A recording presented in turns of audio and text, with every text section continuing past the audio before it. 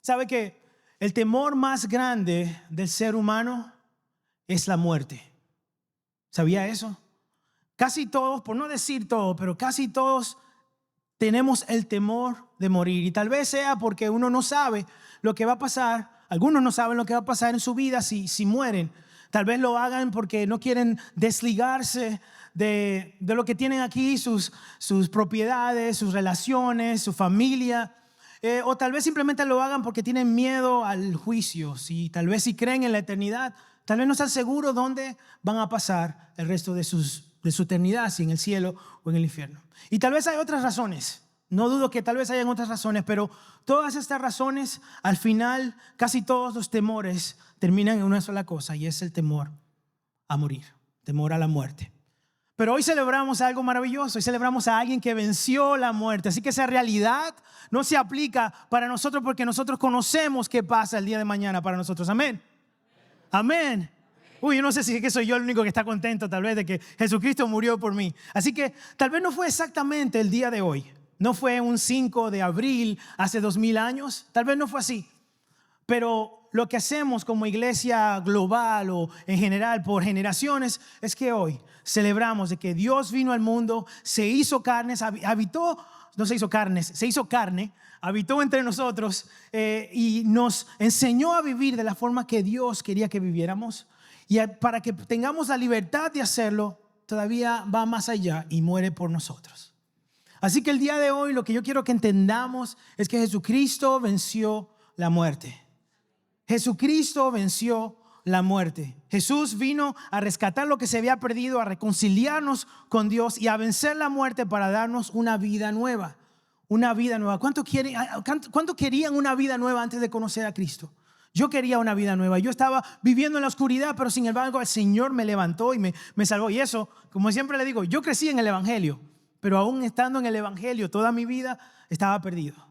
No conocía a Dios. Y es posible tener mucho tiempo en la iglesia y no conocer a Dios. Es posible tener mucho tiempo en la familia y ni siquiera conocer a tu Padre. Así que el día de hoy voy a hacer algo un poquito diferente con el sermón. Estoy muy emocionado, pero prepárense como para una hora y media. Cerramos la puerta ya, ¿verdad que sí? Ok, aquí no sale nadie. Pero vamos a hacer algo un poquito diferente el día de hoy. Vamos a leer, yo sé que tal vez sea un poquito mucho, pero vamos a leer 10 versículos. Y dentro de estos 10 versículos yo quiero que nosotros contestemos 3 preguntas. Esa es, ¿qué, por qué y cómo? ¿Qué fue lo que pasó? ¿Por qué estamos aquí el día de hoy? ¿Y por qué Dios quiso salvarnos? Y por último, ¿y cómo eso nos afecta a nosotros? Así que el día de hoy van a leer conmigo. Amén. Vaya conmigo a Romanos capítulo 8. Yo sé que tal vez algunos esperaban a Lucas o a Mateo. Vamos a empezar en Romanos capítulo 8. Y como le decía, vamos a leer 10 versículos. Así que saque su Biblia, saque su teléfono, habla la aplicación. Y si no la tiene con usted, nosotros vamos a tener aquí los versículos detrás de mí. Amén.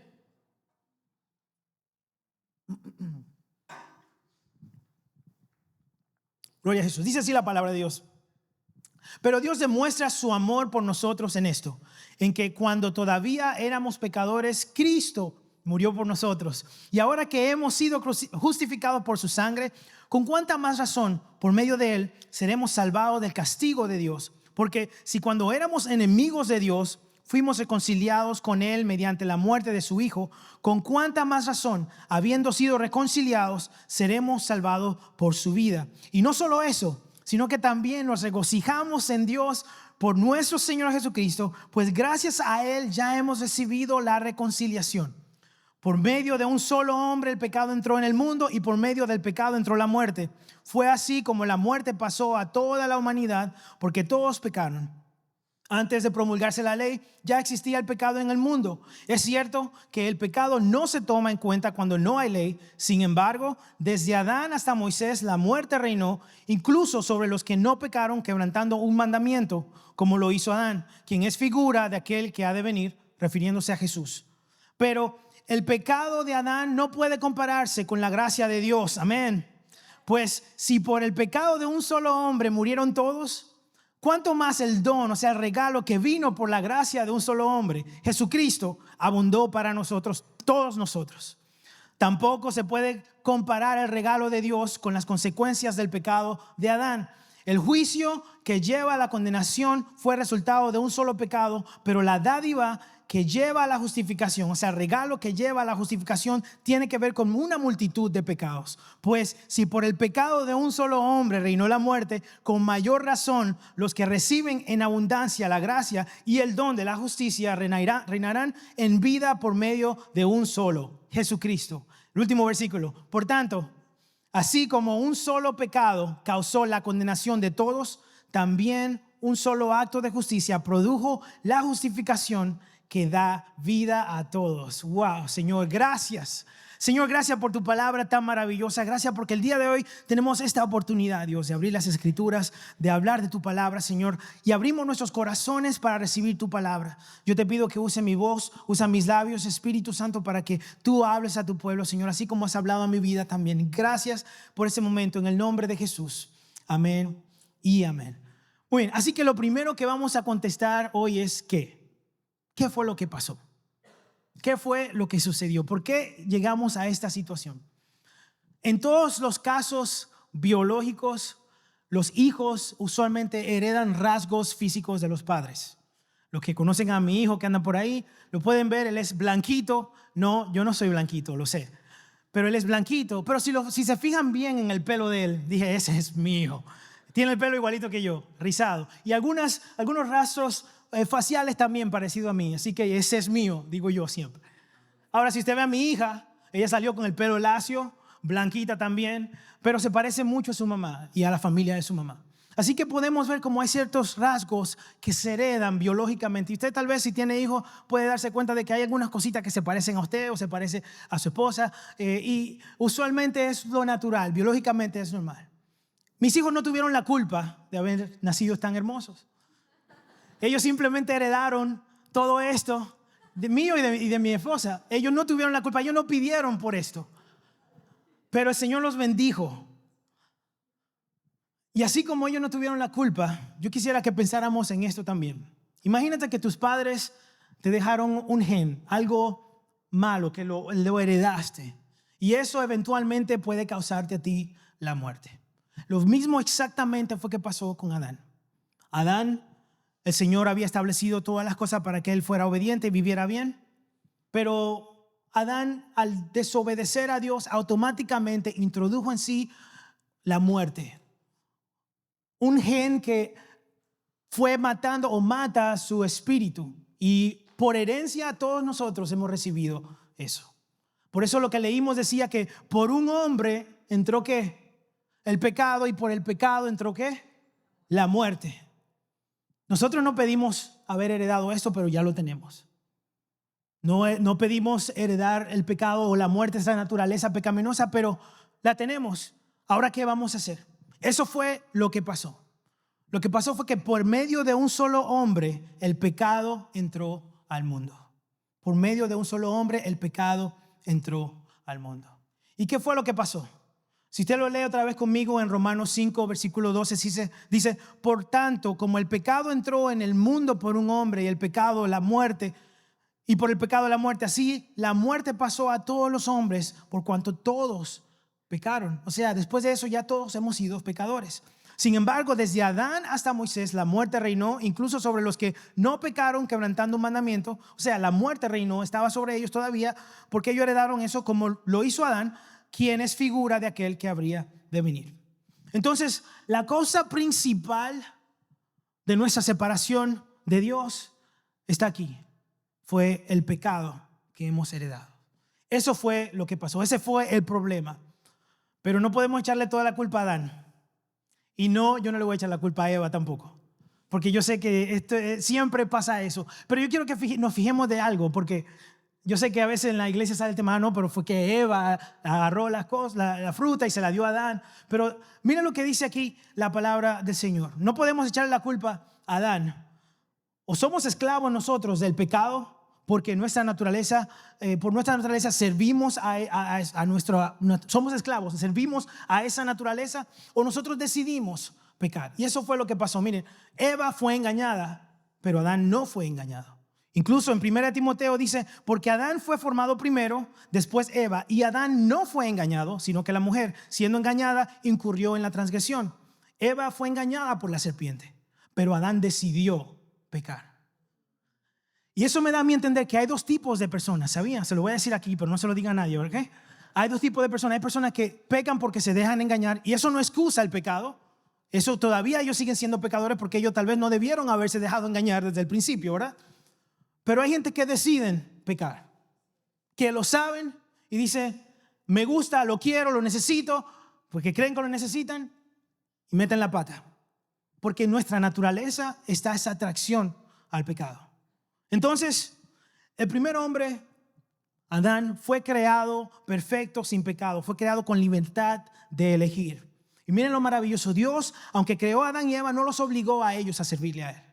Él puso el árbol de conocimiento y el árbol de la vida y la muerte ahí. Entonces, la vida y la muerte no, perdón, el árbol de la vida. Y entonces le dio la elección a ellos. Ellos tenían la opción si pecar o no pecar. Y Dios todavía lo sigue haciendo hoy para nosotros. Dios no nos obliga en ningún momento a servirle, pero delante de nosotros pone el bien y permite, si hay mal, también que nosotros elijamos lo que queremos hacer.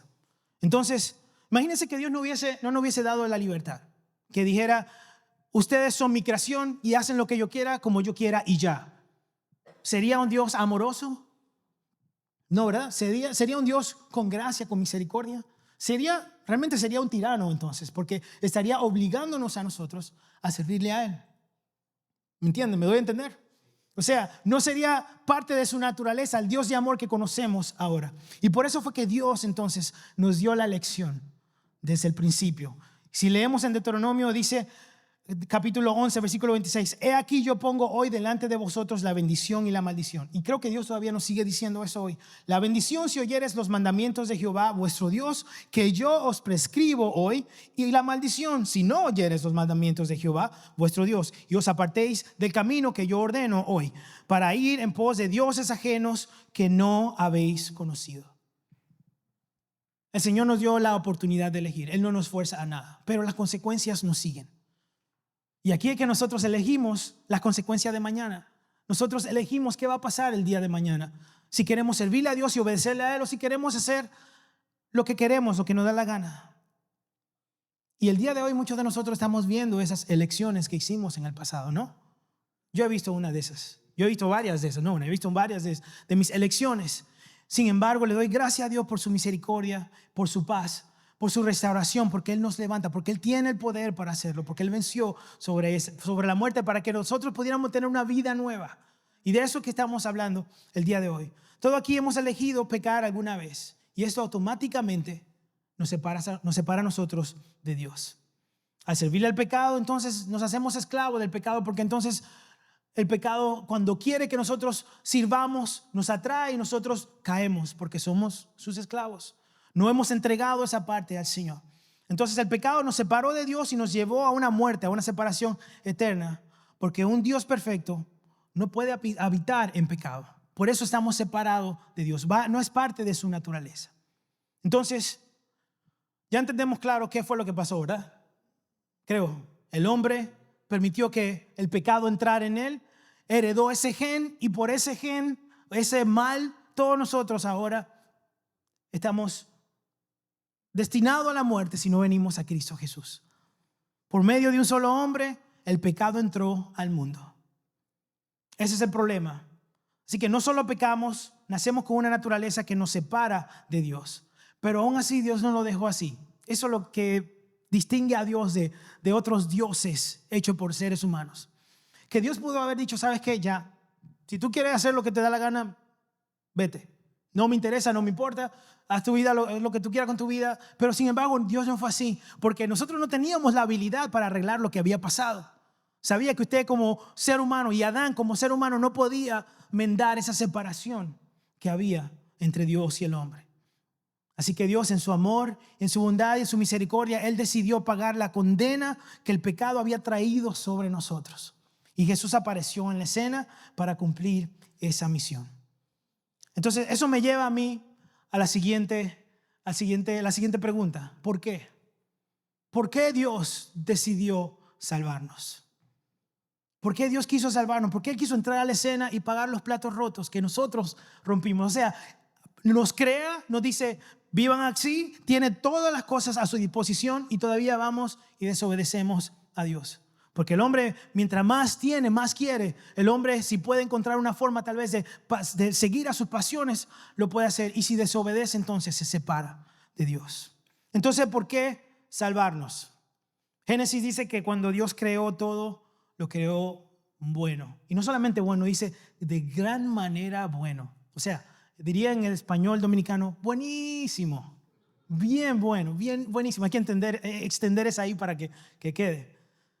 Pero nosotros, al desconectarnos de ese propósito de Dios, se rompe entonces nuestra razón de vivir. No entendemos ni sabemos cuál es nuestra razón de vivir, el propósito de nuestra vida. No sabemos por qué estamos en la tierra. Y mucha gente el día de hoy vive así, sin saber su propósito, sin saber por qué está aquí.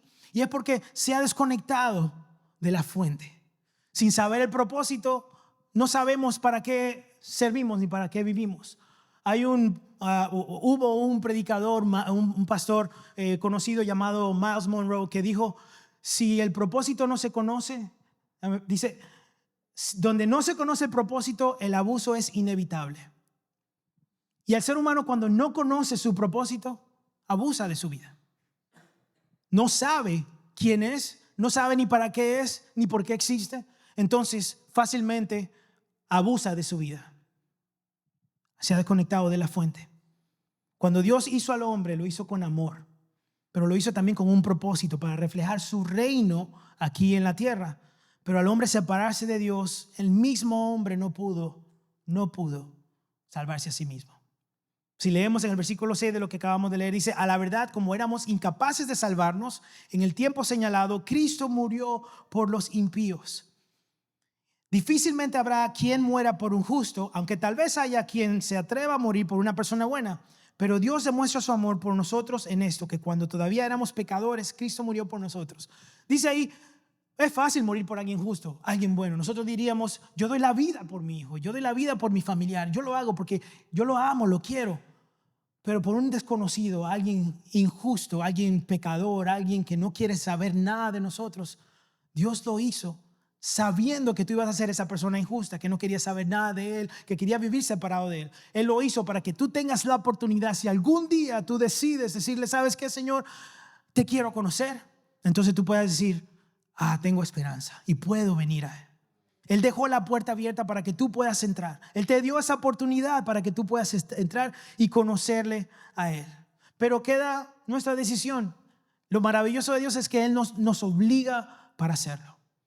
Y por eso celebramos el día de hoy, porque sabemos qué fue lo que pasó, pero ¿por qué fue que pasó eso? Todo va a una sola palabra y fue amor. No ese amor que nosotros decimos que sentimos por ahí, porque nosotros sentimos esas maripositas y esas cositas, los recién casados, los enamorados que andan por ahí, o aquellos que se acuerdan cuando tenían esas cositas en el estómago, que cuando me llaman, ay, te llegó el texto. Eso no es amor del que estamos hablando acá. Fue una decisión que tomó Dios de amar. No solamente nos creó, Él cuando nos creó, Él sabía que si su creación caía, Él iba a hacer todo lo que sea posible para Él, para salvarnos. Y así fue. Él nos creó, nos dio la oportunidad para elegir. Entonces el hombre viene y cae. Y Dios hizo todo lo que Él podía hacer sin obligarnos para que viniéramos a Él. No hay nada más que Dios pueda hacer. Ya Dios hizo lo que Él tenía que hacer y no lo va a volver a hacer. Él abrió la puerta del cielo para nosotros, pero nosotros decidimos entrar o nos quedamos afuera. Pero Dios no te va a obligar. Él no es un tirano. Él no es un dictador. Él no te va a obligar a que entre por esa puerta. Pero sí te va a dar la oportunidad de elegir entre el bien y el mal, entre la bendición y la maldición. Y de tal manera amó Dios al mundo, dice la palabra de Él, que me envió a su Hijo unigénito para que todo aquel que en Él cree no se pierda, sino que tenga vida eterna. Amor. ¿Por qué fue que Dios envió a Jesús para salvarnos? Fue por amor. No fue porque lo merecíamos tampoco, porque no fue que Dios al crearnos dijo, esa persona merece mi amor. No, Él eligió amarnos a nosotros. No había nada bueno en nosotros, ni deseable, solamente el hecho de que Él nos creó y somos su más precioso tesoro como creación. ¿Sabe que Dios se esmeró tanto en crearnos que Él creó todas las condiciones para el ser humano poder vivir en la tierra antes de crear al ser humano? Si vemos el orden de la creación, el hombre no fue que vino primero y después las demás cosas. Dios creó todo el ambiente necesario. Es como cuando uno tiene un bebé. Uno le prepara el cuarto, la cama, espero que sepan dónde va a dormir el bebé y todo, ¿verdad? Prepara todo para que el bebé cuando llegue tenga dónde va a estar. Dios lo hizo exactamente así. Creó el cielo, la tierra, el mar, las condiciones necesarias para que podamos estar aquí en este mundo y disfrutar de tantas cosas hermosas, que si por unos pies estuviéramos más lejos del sol, nos congeláramos, y unos pies más cerca nos quemáramos. Científicamente es así. Estamos exactamente, precisamente puestos en el universo para que podamos disfrutar todo lo que Dios ha creado para nosotros. Y Dios viene entonces, nos crea a nosotros y nos pone aquí en la tierra y nos hace a nosotros, nos hace gobernar sobre todo eso que tenemos acá. Eso fue lo que hizo Dios, preparó todo. Ve lo importante que somos nosotros para Dios. Entonces, por amor fue que Él hizo todo esto. Por amor fue que Él lo hizo. Así que, como le decía, no hay nada bueno en nosotros, porque todos en sí heredamos este gen de pecador.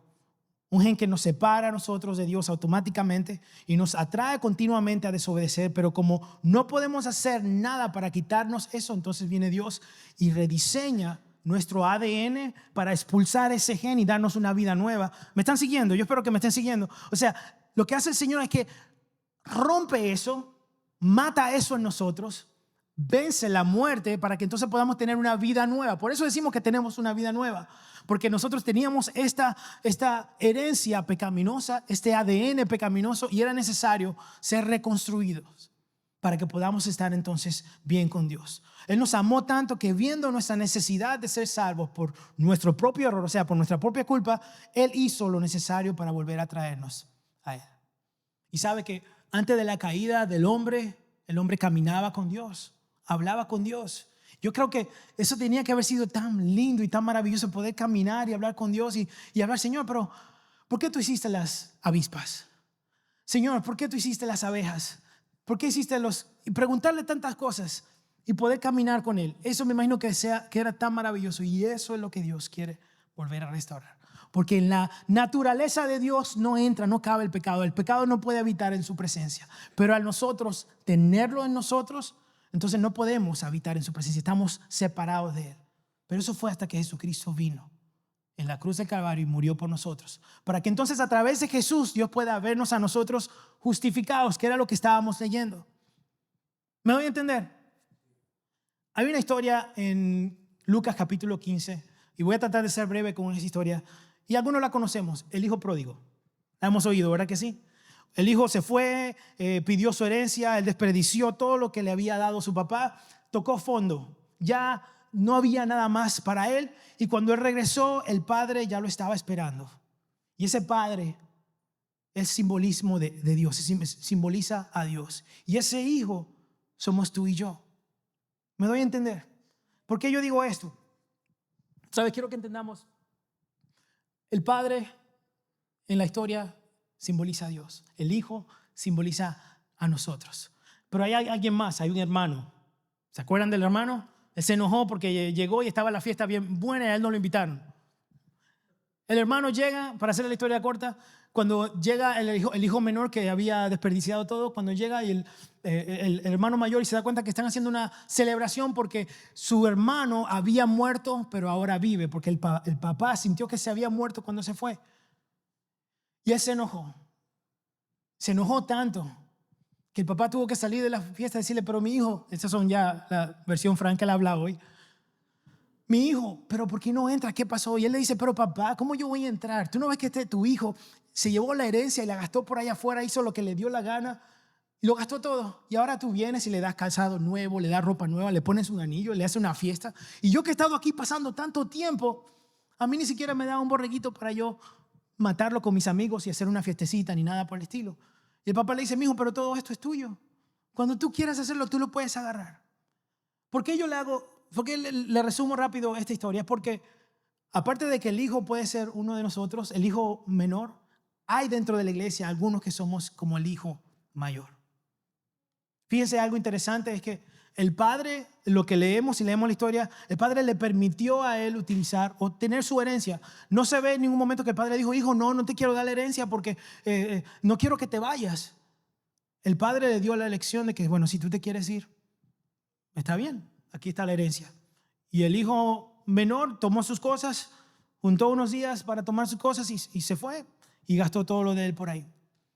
¿Sabe que las herencias se dan cuando un padre se muere? ¿Sabía eso? Entonces, el pedirle la herencia a su hijo no significa como, tú estás muerto para mí. Yo quiero las cosas ahora, tú estás muerto para mí. Y nosotros muchas veces somos de esa forma, le decimos a Dios, Señor, tú estás muerto para mí. Tal vez no lo decimos así porque tenemos miedo de decirlo, pero nuestras acciones lo presentan. Cuando decimos, Señor, no quiero saber nada de ti, voy a hacer mi vida lo que yo quiera, como yo quiera, y si te necesito, entonces te voy a buscar. Entonces a veces el Señor, por amor, para atraernos, dice, bueno, pues vas a llegar a un punto donde me vas a necesitar. Y sabe, el padre no tenía que haber recibido a su hijo, él no era necesario. Él pudo haber dicho, bueno, tú te fuiste, no vuelvas. Porque cuando estaba el hijo cuidando cerdos, si usted lee la historia, cuando él estaba en todo eso cuidando cerdos, él dijo, bueno, hasta los siervos en la casa de mi padre viven mejor, comen mejor. Ellos están en mejores condiciones que yo. Yo voy a ir a pedirle perdón a mi papá. Y el papá pudo haber dicho, no, mi hijo no. Pero ¿sabe lo que estaba haciendo el papá todos los días? Dice la Biblia que estaba ahí asomado esperando que llegara.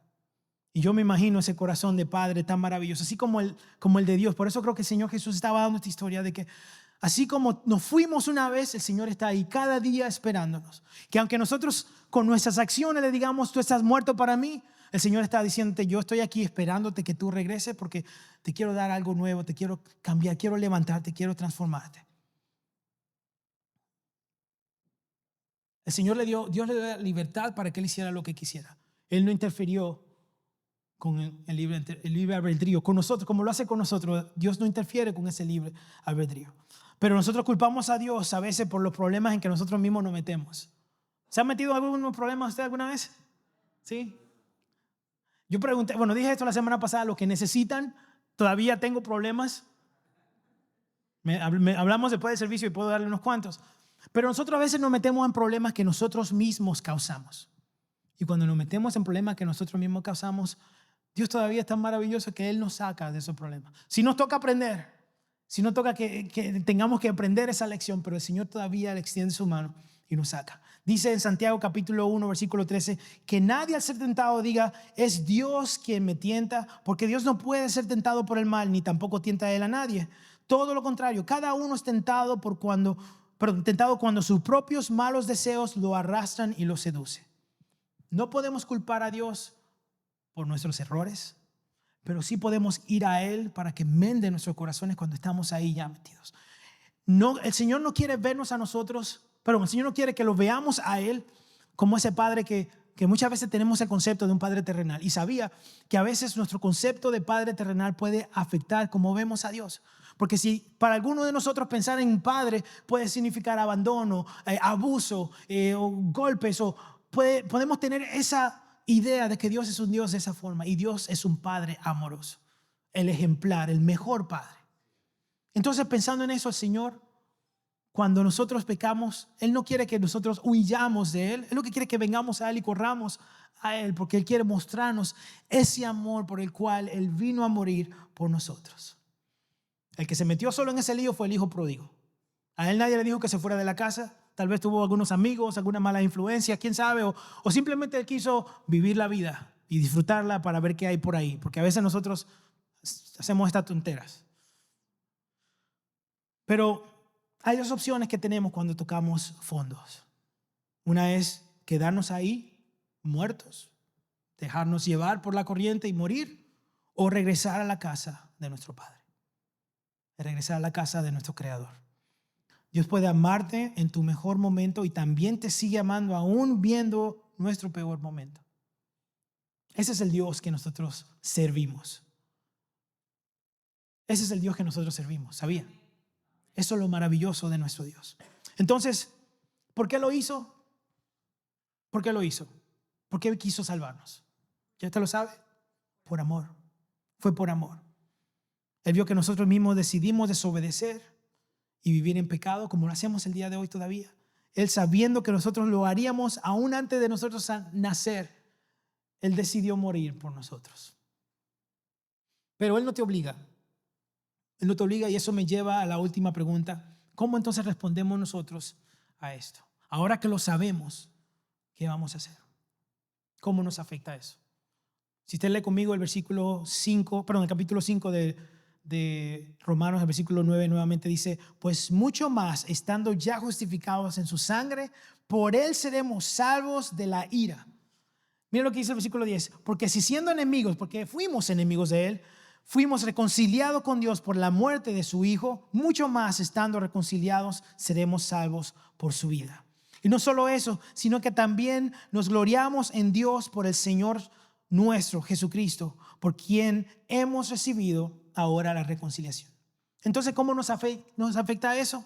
Saber que el pecado fue que nos separó de Dios, y Dios por amor murió. Jesús murió por nosotros para darnos una vida nueva. Por ese amor, ¿cómo nos afecta eso a nosotros? Eso nos reconcilia con Él. Cuando nosotros reconocemos nuestro pecado, nuestra falta, y venimos a Cristo Jesús, verdaderamente decimos: Señor, yo soy tuyo, yo no quiero más vivir así, estoy cansado de mí, te doy toda mi vida.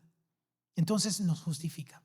Y esa palabra justificación es tan importante para el ser humano, porque ninguno de nosotros somos justos, ni siquiera uno, dice la palabra de Dios.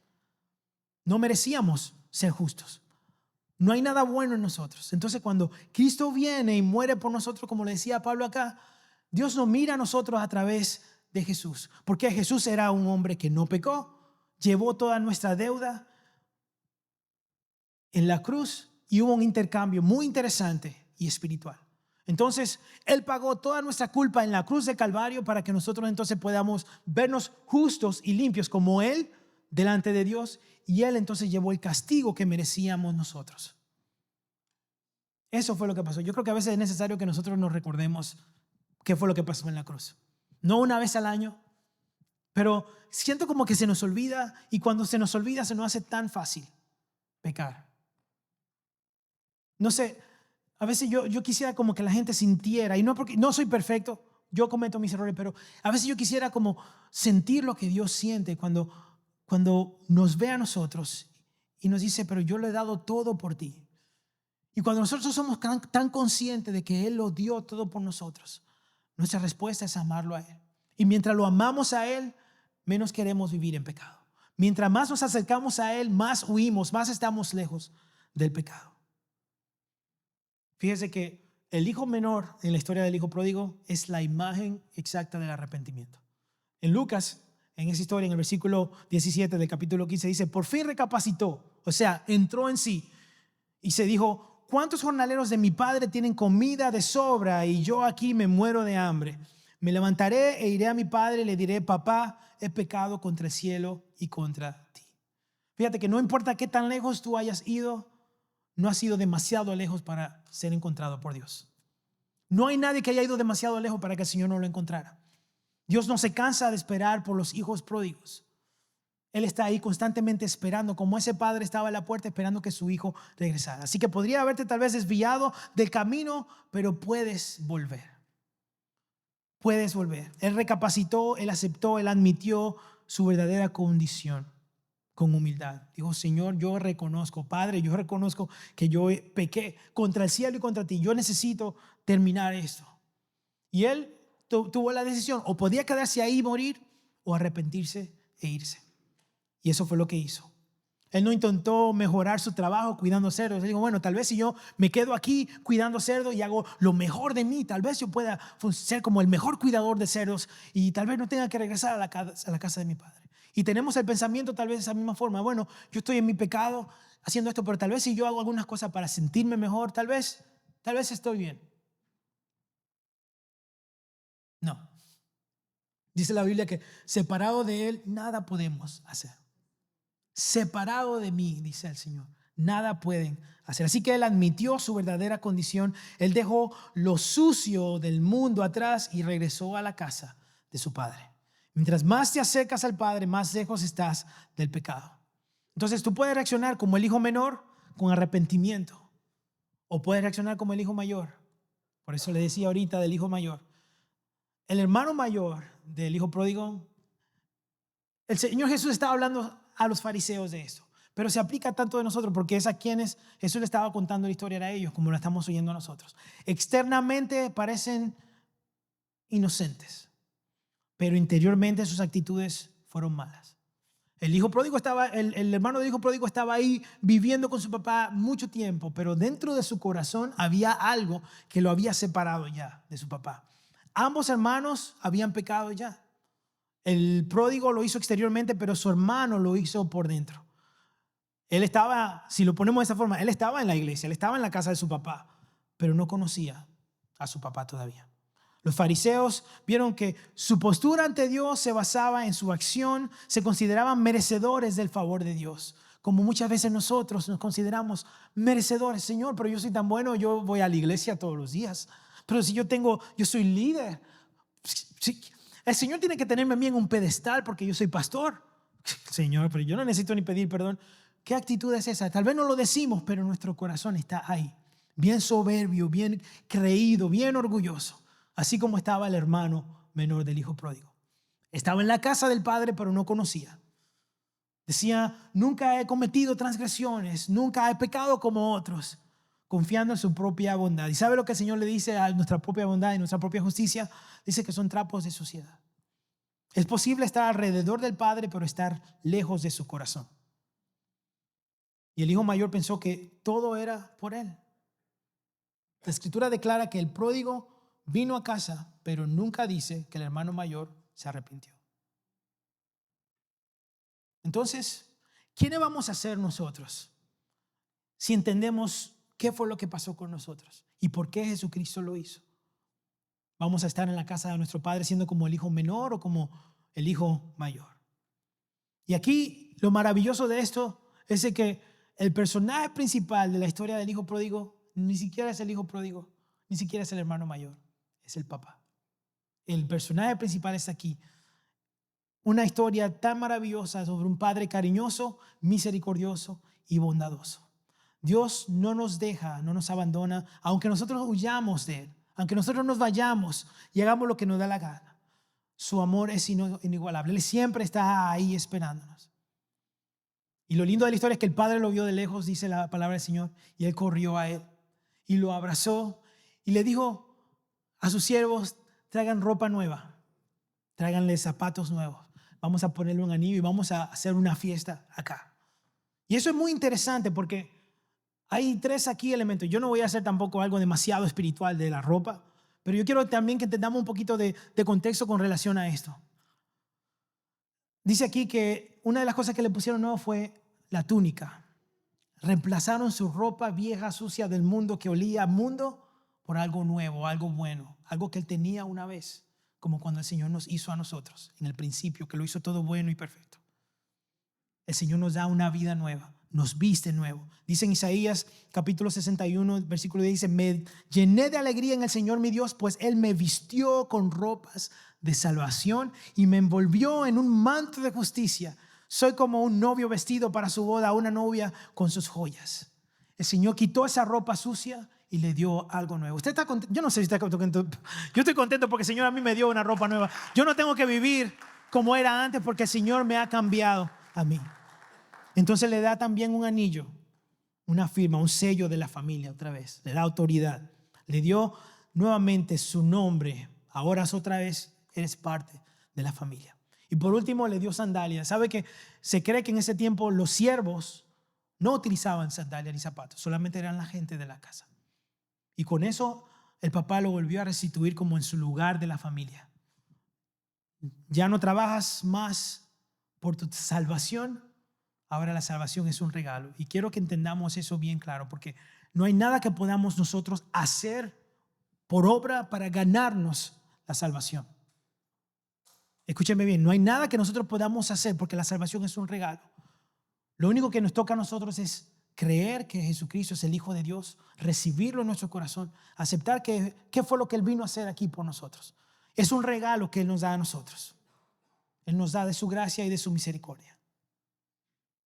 Así que digo esto y voy a decir esto ya para terminar porque creo que es algo que tenemos y yo quisiera que siempre recordáramos y que La salvación no es una recompensa para los buenos, sino que es el regalo para los pecadores. Porque todos nosotros aquí éramos pecadores, pero el Señor nos dio ese regalo, inmerecedores. No había nada bueno en nosotros para recibirlos, pero Dios por amor nos los dio.